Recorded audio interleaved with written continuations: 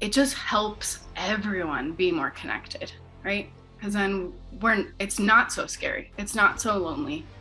We can all be there for one another. And even if they, like I said, even if they are different struggles, you and I can still relate. And when you can relate, things feel so much easier.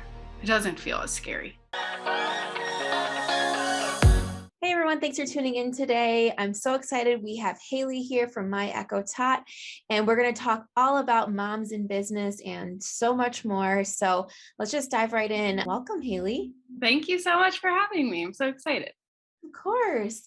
So just to get started, can you just tell us a little bit about you and your family, kids, business, and all that? My name is Halie Camacho, and I am a wife to my husband's name is Ricardo, and we have one son. He's 4.5 years old. We had our son in Mexico. We were living in Guadalajara at the time. So we had him there so that I could become a dual citizen as well. So that was kind of fun. And we had our first son super easy. I basically sneezed and got pregnant. And now we've been kind of in the infertility season of life for a while. So struggling to get pregnant, but hopeful that that will happen again for us. So That's interesting too about having your son in Mexico for dual citizenship. That's awesome that you were able to do that. And that's like a story in itself. That's cool. yeah.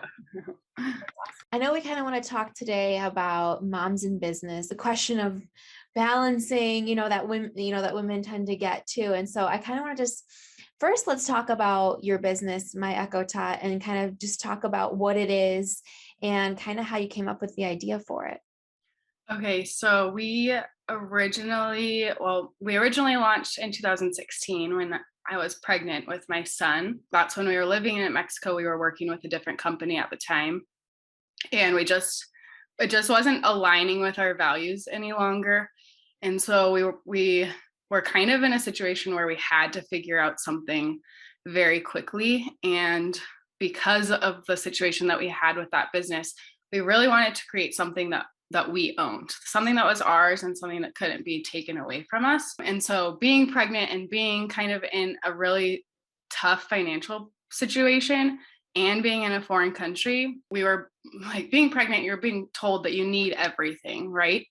And so we were in this stage of life where we couldn't afford, we really couldn't afford much at all. And so that's where the idea sparked with my EcoTot, where we wanted to create a space that made parents feel comfortable, first of all, that provided a safe space for them where they could come and feel included and feel welcome, but also a space where they could know that you don't need it all. You just need a few really quality items that will last you a really long time that serve a true purpose.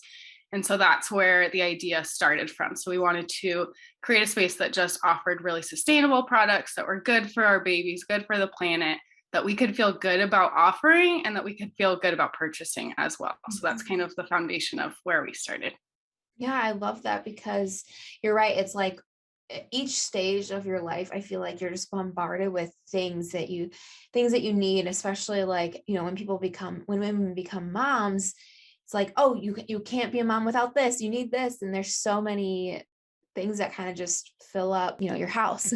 Yeah. So what kind of like items do you guys have at my EcoTot? So we kind of serve as like a one-stop shop for moms, especially for like newer moms. So we do have some maternity. We have a small maternity line, and our maternity line is really just the essentials. Like you just need to be comfortable in the hospital. You just need an outfit that works for you if you are breastfeeding or whatever that next stage of life looks like for you. You just need some items that make you feel good, that you're comfortable in. So we have that line. And then as far as our baby products go, it's just all of the true necessities, not a bunch of the extra stuff. It's just the necessities that you'll truly use and things that you need, things that are quality and sustainable. So these are all sustainably sourced products using only the finest ingredients and materials so that you know that they're safe for your baby and safe for your home. And that way that when you are consuming these products, you know that you're leaving a better mark on the planet, right? You're not consuming products that are harmful to the environment. You're not consuming products that are going to just leave a bunch of waste. And so when you're purchasing from us, you know that they're quality, you know that they're sustainable, you know that they'll last, and you know that you truly need it. They're not just like wasteful things. That's awesome. That's makes it easier for moms to kind of find that like one-stop shop thing because you know it's quality products that will work and you'll use. Because I've heard from like a lot of friends of mine that they've gotten a lot of things that your kids end up not using, or you never, you see it one time and then you never use it again, kind of thing. Yeah, So totally. yeah, and I think that's just kind of consumerism in general too. I think in America, and there's we definitely see that a lot. Hmm. You said you started in 2016 when you were pregnant with your son. So now, from then until now, your son's, you said 4 now.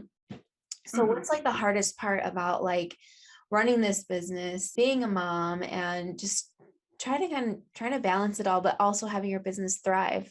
I think you said it in there. I think the trickiest thing is finding the balance. I think sometimes it's you just lean like sometimes I lean so hard into the business and then I kind of retract because I feel guilty or shame, right? So then I just lean one way into being a mother. And so I think that's the hardest part is finding the balance for me personally. But I think what I've found that it's helpful through that is the consistency, having a belief in what we're doing and then just being consistent. And that's really been the biggest thing that has changed everything for us.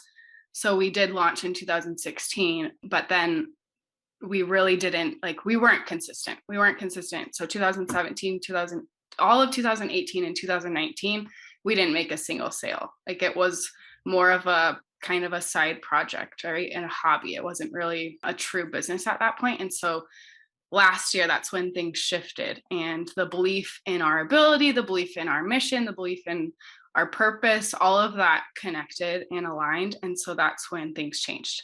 And so now we're able to find more of a balance of showing up consistently in our business while also still being really present parents. So I think just the consistency and belief has been huge for That's us. awesome. And I'm sure there's like such a transition too. Like you were saying, like you lean really hard one way, then another. And there's like that transition stage of like, okay, how can we sustain this like at a, for a while instead of, constantly feeling like I'm doing too much one area and not enough Hmm. another. Yeah. For moms that are like listening and are thinking about starting a business or have a business but don't really know, how to kind of keep it going, what kind of tips would you have for them, or what's worked well for you and your family? I would say a couple of different things. I think first, like I just said, is the consistency. So first is just having that belief in yourself, right? And then once you have that belief, just to consistently show up moment after moment and pouring yourself into whatever it is that you're doing. And then I think the other thing is community, to lean on people, especially if you're very new or it's a new idea or new business venture. Reach out to people, like find that community, find women that will support you, that you can bounce ideas off of, that you can kind of go to when you're feeling that insecurity or when the belief maybe isn't there. I think that's one of the biggest things that you're going to have moments where you doubt yourself, right? But if you have this community that you can lean on when you are having those hard days and those hard moments, that's when you're like, okay, I can show up. Today is just a hard day, but these guys have my back. We can talk about it and then I can feel better and then I can show up and consistently and keep moving on, keep moving forward. Yeah, that's awesome. Community is huge. We talk about that a lot here too. It's like having women that are going through something you've gone through, or just kind of along for the journey to like listen to. And it's huge. It makes a huge difference. So we kind of talked about consumerism a little bit earlier about the reason behind your company. So when you like shop now or go to buy something now, do you find you're like extremely conscious of like what you're doing and like what you're purchasing, and how do you kind of like decipher if this is something you really need or if it's something that like you're just being told to buy? We call this conscious consumerism. And it's something that we're really focusing on here at my Eco Tot because it's something that is like so I'm just so passionate about it because we are just inundated constantly with consumerism, especially here in America. And so being a conscious consumer means that you are understanding that every purchase that you make has an impact somewhere, right? Every purchase you make makes a statement. And so, yeah, now I do consider myself a conscious consumer. Everything that I purchase, I'm thinking about, okay, like where was this manufactured? Were these people being taken care of? Is this a product that's safe for the environment? Is it safe for my child? Is it really necessary? Is it something that is going to truly get use in our home, or is it something that maybe we just want? Is it so? Just deciphering those two, I think, is a big thing too. The difference between a need and a want, and when you can recognize that, you realize there's really not much that you need, right? Most of it is wants. And so we really don't consume much at all. Like we're very minimal in our home because we really don't need much. And so when you can make that shift, and it really empowers you, right? As a consumer, that empowers you because you're not just going out and buying things because you're being told to do it. You're going and you're making your power is being shown whenever you make those purchases, and you can feel good about them because they're impactful. You know that they're the good choices to make. And so I think being a conscious consumer, if we can all kind of lean towards that and focus on that, I think really beautiful things will come out of it rather than just supporting these giant corporations because they have money to just throw ads at us all day long and we're just going and buying because we're being told to. So being a conscious consumer, I think, is a really, really beautiful thing. And it's a really great thing to do for our children too. I think it's a really beautiful example to set for them. Hmm. Yeah, and I think, like you said, like asking like the questions, like, okay, is this a need or a want? Like, is this going to, impact my life, impact other people's lives? Because yeah, I think so many times we just like see an ad and we're like, oh, I need that. Mhm. It looks cool. I need it. Like you said, especially when it comes to kids or having babies, I mean, lists of things that are told by us that, every child needs this, and it does get overwhelming, I think, Yeah, and I think as moms too, like trust, like it can be hard. Like we want to provide, right? We want to we want to be able to get our kids whatever. Like I joke, my son loves unicorns, so I joke that like I'm a sucker for unicorns. If I see anything unicorn, I'm like that's when I am challenged with my conscious consumerism, right? Like I just want to buy all the unicorn things because I know that unicorns bring him joy. But that's not being a conscious consumer. Like he doesn't need every unicorn item that I see, right? And so when we're making those shifts, I think that our children will recognize that as well. And like, yeah, I love unicorns. I want unicorns, but like I don't need them. I don't need 55 unicorn pillows or whatever it might be. And so when we understand that, then it's only going to trickle down to future generations, which I think right now is really important. Hmm. I even like myself started making a rule where like if I am shopping on Amazon for something I need, to not buy it right away, unless obviously it's something like a supplement where I know I'd take it anyways, but to not buy it right away, just keep it in my cart and they'll think about it. Because a lot of times, like when I'm at an actual store, I'm one of those people where if my cart is full, I end up putting most of it back because I'm like, I don't need this. I don't know why I grabbed it. So I think Totally. definitely like thinking about it and being like, okay, can I live without this? Do I actually need it? How is it going to fit into my life? Or asking those questions for sure. Yeah, I think just challenging ourselves in that way and just like bringing things into our home that bring us true joy, right? Rather than just consuming. I think Yeah, there's beauty in that. definitely. You also talk about a lot on your page about being vulnerable and sharing your journey in motherhood, which is something we also talk about here. So I think I love being able to connect and talk about that. So what is the importance to you about being vulnerable in your journey and in sharing with others? The most important thing about being vulnerable in our journey as mothers is it leaves space for others to do the same, right? I think we can all agree that motherhood is beautiful, but it's a huge struggle. Like there's moments where it's just so hard. And rather than like isolating or retreating, I think when we can share those vulnerabilities, even if it's a mom that maybe doesn't connect on that exact struggle, when you're able to be vulnerable and open and share that, it allows other women to be like, okay, I am not alone. Like maybe we're not struggling with the exact same thing, but you're struggling and I'm struggling. So if we can struggle together, maybe it won't be as much of a struggle, right? Like Mhm. that whole basis of community. If we're like miserable in our motherhood, or if something is just so hard and we don't open up about it, more than likely like it's not really going to get fixed. It'll probably just get like pushed underneath the surface, and it will come out in a bigger and more than likely like worse way later on. Mhm. And so I think if we can challenge ourselves to open up about those vulnerabilities, to share when we're scared or to share when we're having a hard day, it just helps everyone be more connected, right? Because then it's not so scary, it's not so lonely. We can all be there for one another, and even if they, like I said, even if they are different struggles, you and I can still relate. And when you can relate, things feel so much easier. It doesn't feel as scary, right? So I think that's the power of being vulnerable and being open.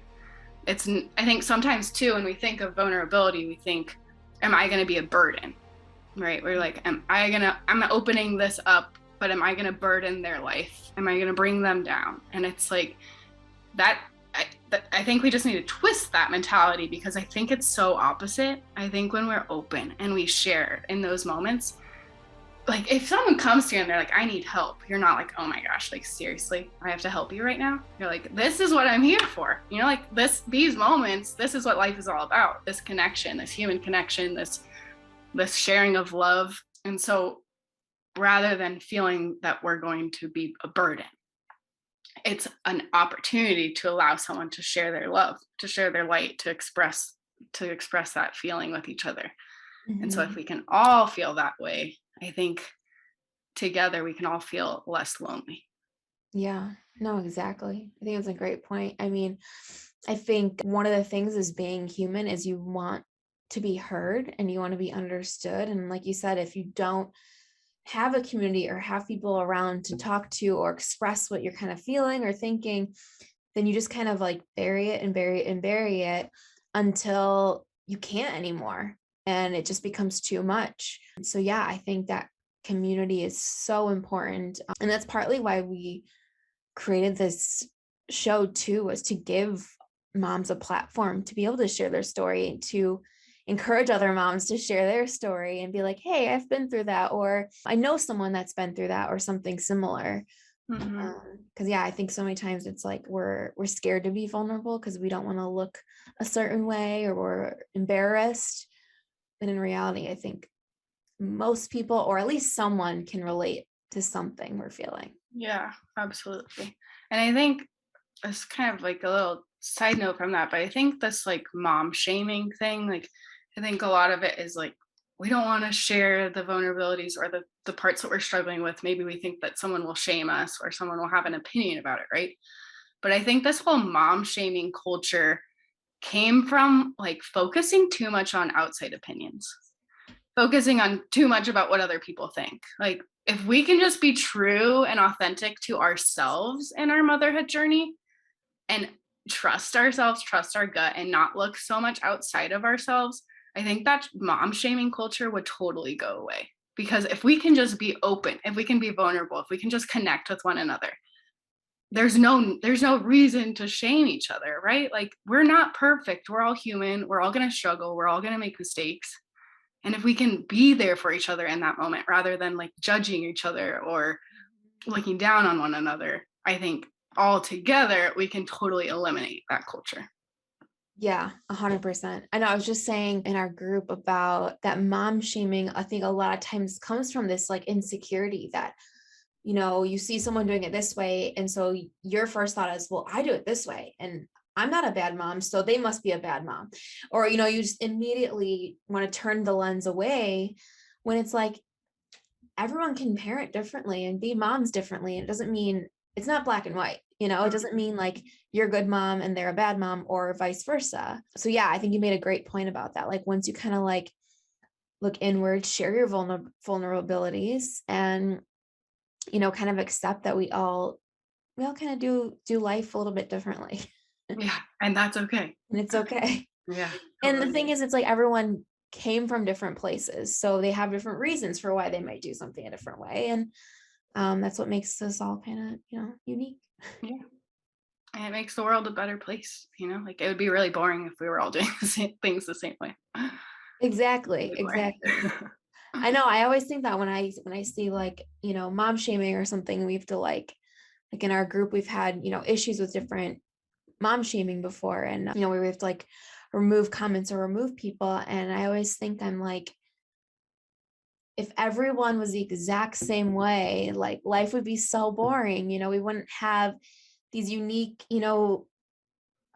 ways of parenting and, we unique ways of living, like, embedded in different things. So I just feel like we need to embrace people's differences and kind of, maybe understand people better too.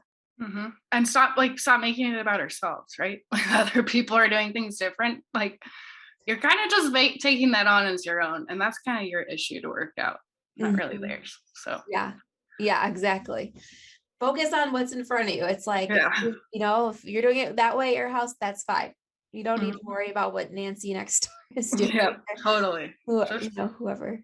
yeah, I wish every mom could know that, like just you were it's in you. Like I know a lot of people are like, I don't know if I'll know how to do this. I don't know if it will just click. It's like it's in you. I think what we get where the confusion comes is looking outside, is Mhm. looking at all of this information. Like just trust you. Whatever you're doing, it's right. Might Yeah, not be what they're doing, but it's right for you and right for your family. definitely. There's definitely think there definitely needs to be like a balance. So I always say like social media is awesome and great, but in doses. So I think Mhm. you need to be able to know how to like limit. So like if you don't have a base to start from and you go in a Facebook group and you're like, wait, there's 100 opinions on how to do this, like how am I ever going to do it the right way? And it's like you need to have like a base and say, okay, these are my values, this is my belief, I'm going to do this. And then you can go in and kind of get, some other opinions, but Yeah. it's hard because there's so much information out there.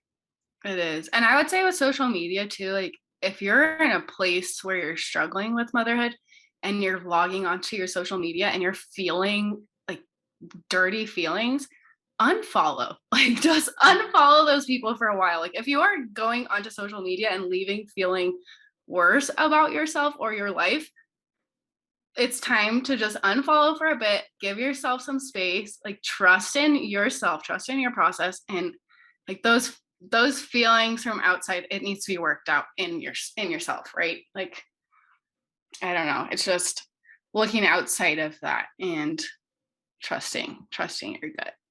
And Yeah, so I like not using don't use social media if it makes you feel dirty. Like es- exactly. especially in motherhood, it's not going to help Right. It's you. so easy to fall in that trap of comparing yourself to everyone on social media.